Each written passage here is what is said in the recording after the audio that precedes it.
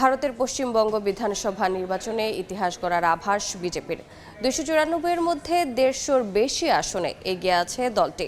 অন্যদিকে 100-র বেশি আসনে এগিয়ে আছে মমতার দল তৃণমূল কংগ্রেস। স্থানীয় সময় সোমবার সকাল 8টায় ভোট গণনা শুরু হয়। কড়া নিরাপত্তার মধ্য দিয়ে চলছে গণনা কাজ। গত 23 ও 29 এপ্রিল 2 দফায় পশ্চিমবঙ্গ বিধানসভার ভোট হয়। তবে অনিয়মের অভিযোগে একটি আসনের ভোট বাতিল করে কমিশন। পশ্চিমবঙ্গ সহ 4টি রাজ্য ও একটি কেন্দ্রশাসিত অঞ্চলে আজ ফল ঘোষণা হবে। সবাই শান্তি রাখুন, পারস্পরিক সহমর্মিতা রাখুন। এখন ইনিশিয়াল ট্রেন অন্তত 50% কাউন্টিং হোক। বেলা 12টার পরে কমেন্ট করবেন, জনতা জনার্দনের উপর ভরসা রাখুন। তো কোথাও কোনো সমস্যার মধ্যে, ঝামেলার মধ্যে, উত্তেজনা ইত্যাদির মধ্যে যাবে। এ বিষয়ে বিস্তারিত জানাতে কলকাতায় আছেন সহকর্মী সুব্রত আচার্য, যাচ্ছি তার কাছে। সুব্রত, এই মুহূর্তে সবচেয়ে বড় খবর সেটি হচ্ছে ভারতের প্রধানমন্ত্রী নরেন্দ্র মোদী সন্ধে 6:30টার সময় দিল্লির কেন্দ্রীয় বিজেপি অফিসে আসবেন এবং তিনি বিজয় উৎসব সেলিব্রেশন করবেন। বিজেপির অফিসিয়ালসরা কিছুক্ষণ আগে গণমাধ্যমকে এই ধরনের তথ্য দেন।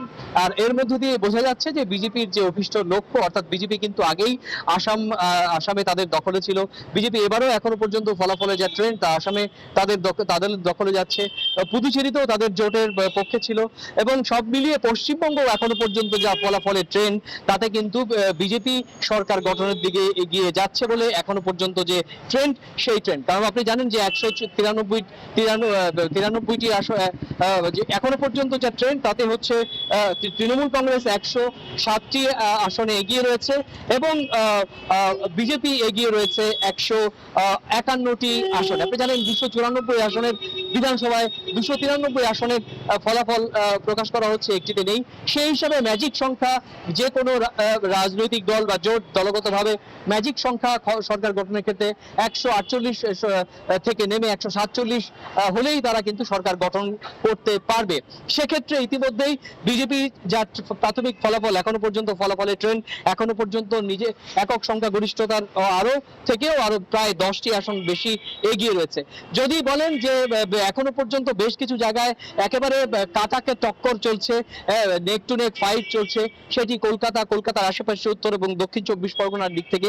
কারণ আপনি জানেন যে উত্তর এবং দক্ষিণ 24 পরগনা এই দুটো জেলা সর্ববৃহৎ জেলা এবং এই আসনগুলোতে সবচেয়ে বড় এই জেলাগুলোতে সবচেয়ে বেশি সংখ্যক আসন রয়েছে।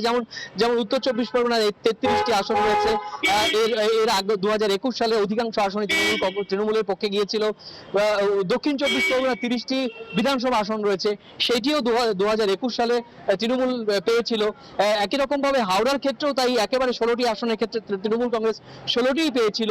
এক্ষেত্রে দেখা যাচ্ছে যে এবার কিন্তু এই 3টে জেলাতে কিছু ক্ষেত্রে পালা বদলের একটা ইঙ্গিত এখনো পর্যন্ত পরিষ্কার যে সম্ভাবনা সেটি কিন্তু সামনে আসছে। তো সব মিলিয়ে এখনো পর্যন্ত যা ফলাফলের ট্রেন্ড তাতে বিজেপি সরকার গঠনের দিকে এগিয়ে যাচ্ছে, যদিও এটি প্রাথমিক ফলাফলের ট্রেন্ড, আনুষ্ঠানিকভাবে এখনো পর্যন্ত কোনো ঘোষণা আসেনি। তো এই ছিল আমার কাছে ভারতের 5টি বিধানসভা নির্বাচনের ফলাফলের এখনো পর্যন্ত যা ট্রেন্ড সে সংক্রান্ত আমার কাছে থাকা সবশেষ তথ্য।